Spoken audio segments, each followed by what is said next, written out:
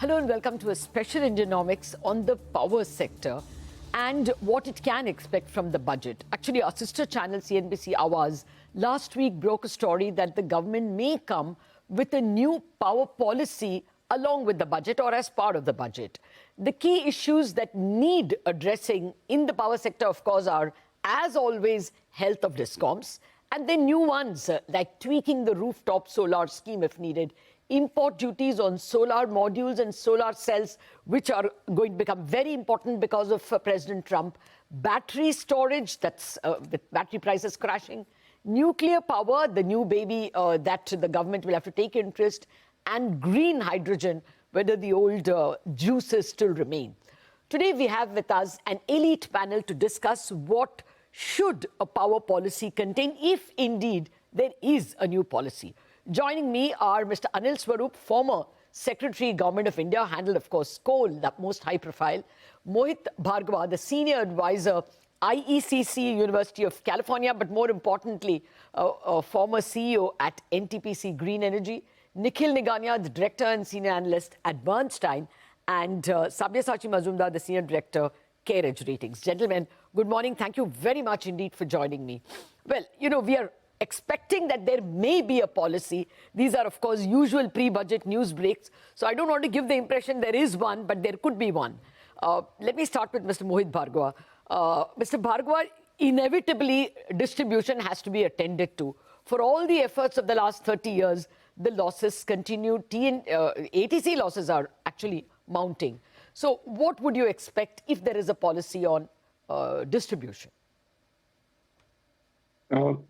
Thank you, Ms. Latha, and thanks for having me. And good morning to everyone else on the panel. Yeah, policy is expected, as you said, but honestly, we really don't know because the government operates in its own ways. If you permit, I'll just take a few seconds on IECC. IECC is actually India Energy and Climate Center at University of California, Berkeley, is actually helping the top government officials and policymakers to take decisions for economic growth and make it more sustainable. And in this, we have been supporting various departments, including earlier the coal ministry also, and we continue to do so. The fact remains that while... Yes, sir. Go ahead, we could hear you. Well, I think I'll get Mr. Anil Swarup on the matter. Mr. Swarup, in your career, not just in coal secretary, but perhaps also in Uttar Pradesh, you would have seen this unending problem of distribution. They're not going away. If there is a policy, what will you expect? I hope there is no policy. We don't need policies now. We need action plan. Okay. I remember meeting Mr. Modi in 2014 when the crisis was on both in coal and power sector. Unfortunately, the crisis in power sector was not as recognized as the coal sector. But ultimately, they came up with Uday, which was a brilliant policy, very good policy. So we must understand what is required in this country. It is not set of policies. And I hope they don't waste time on policies, because you will have a lot of time discussing those policies here with ultimately 10 years down the line, nothing would have happened or not much would have happened. So what we need is a real action plan. And in an action plan, we must understand if a thing is not happening, why is it not happening? We don't really address those issues. What we discuss is policies, policies, and policies. Even today, you will discuss policies, not going into the details of it. Let me give you an example. This power sector has been by and large sorted out in Gujarat. Now, my question in 2015 and even now is, why can't the Rajasthan government sit with Gujarat government and work out a clear-cut action plan? Because the terrain is similar on both the states. So we will end up discussing policies here. Yeah, we will not discuss the action no, plan. Mr. Swarup, My suggestion to you would be... Mr. Swarup, that point is absolutely valid. That we have to take why are we wasting successful time here examples. discussing policies? But no, let me clarify. Yeah. Since you called me here, let me clarify. The objective of any discussion should be to move ahead. And my contention is very clear. We are trying to correct things sitting here in Delhi. We are sitting here and discussing policies in Delhi. The problem lies in the states. And if you compare why coal happened between 14 and 16 and power did not, the sun did not rise, because everything was being done here in Delhi.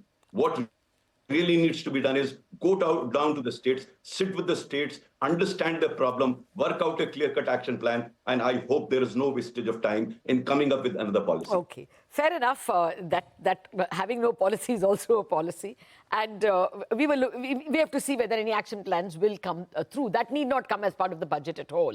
But Mr. Bhargava, I was asking you whether you expect any announcements on privatization, for instance, of Discom. Uniquely and importantly, the Uttar Pradesh government has announced privatization, I think, of one of its discoms. That's big news, and we have some breaking news today that Tata Power could be in the fray. Your thoughts, do you think that something can come as part of the budget or along with the budget on discoms?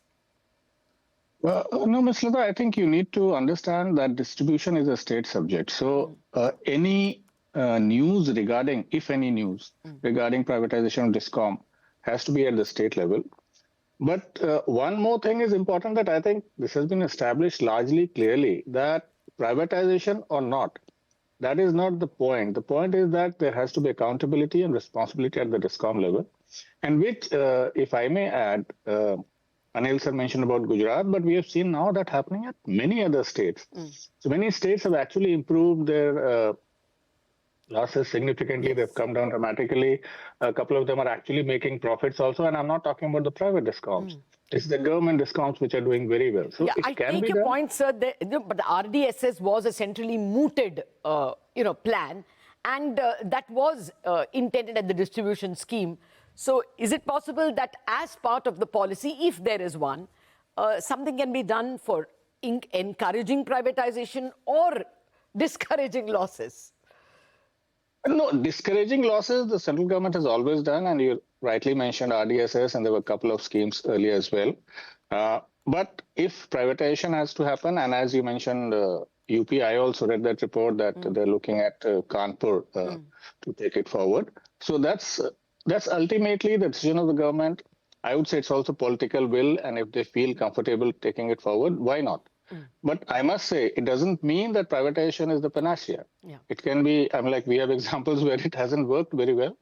And like I said, state governments have worked very well as well. Okay.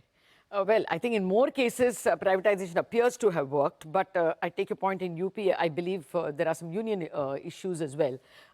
Nikhil, to come to you, you don't have to stick to distribution.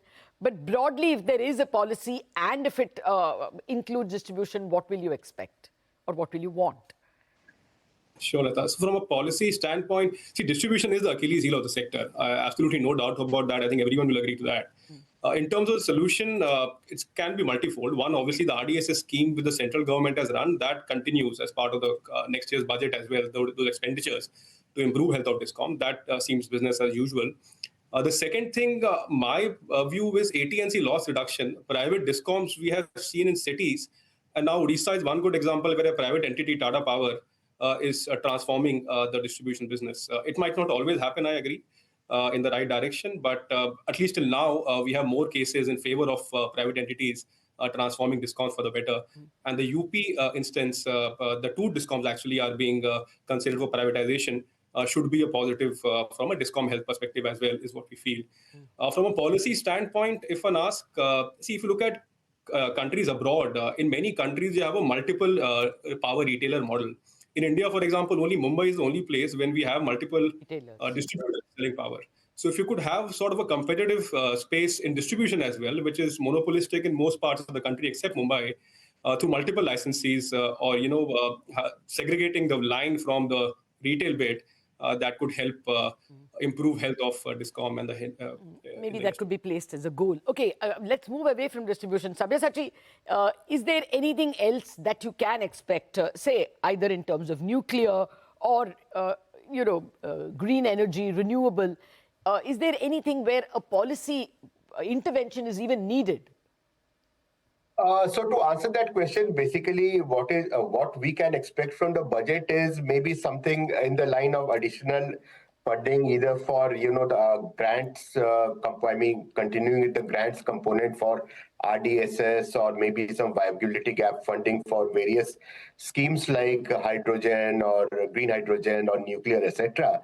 But by and large, as Mr. Swarup points out, most of the action will have to happen at the state government level, beginning from the discom side, because once, the discoms are financially viable, they are able to afford all kind of solutions. For instance, the solutions that we have like batteries or anything, all these are expensive solutions. So, and it boils down to the fact that many of the discoms don't have the financial muscle to, use all these solutions for meeting their power requirements on a 24/7 basis.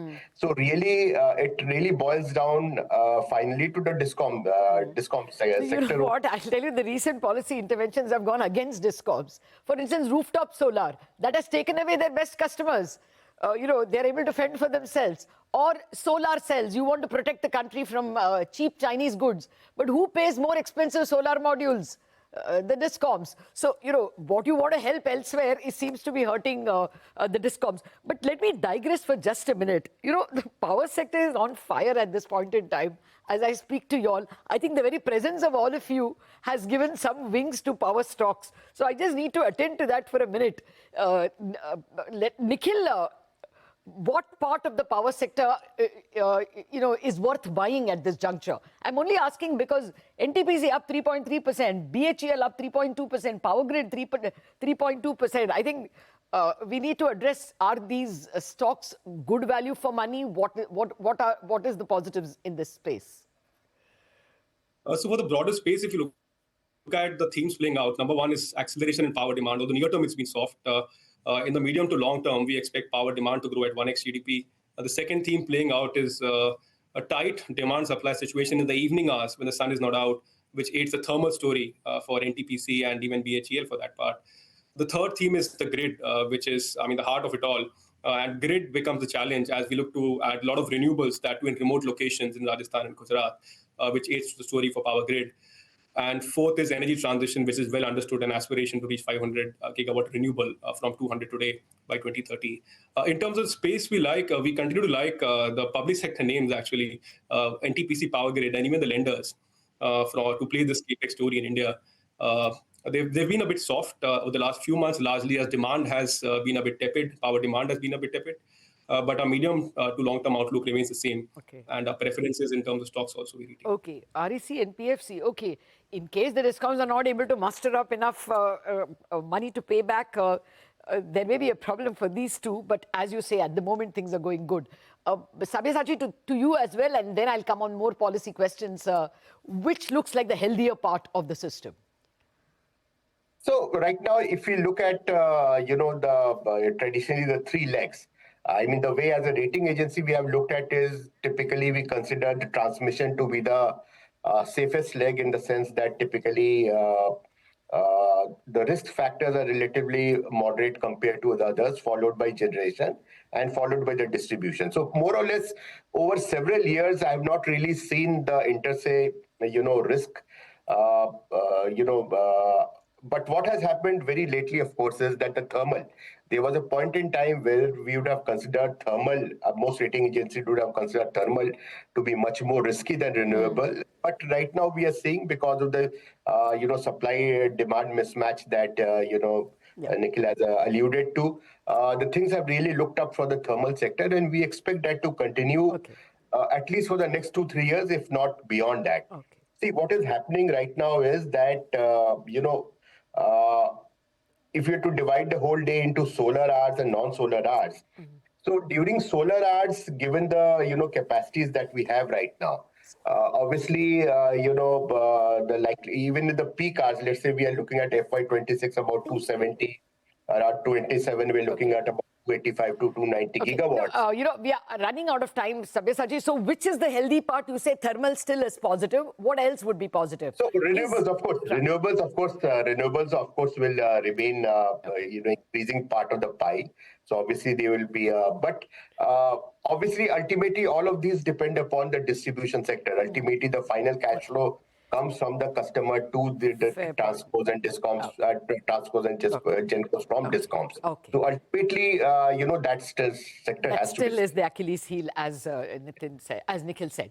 Well, I have lots more to ask in terms of what can the government announce on nuclear, what can it announce on batteries, storage, the area that is, the cutting edge. All those questions to my guests after the break. Bazaar viewers, you will get to see the entire show after market hours.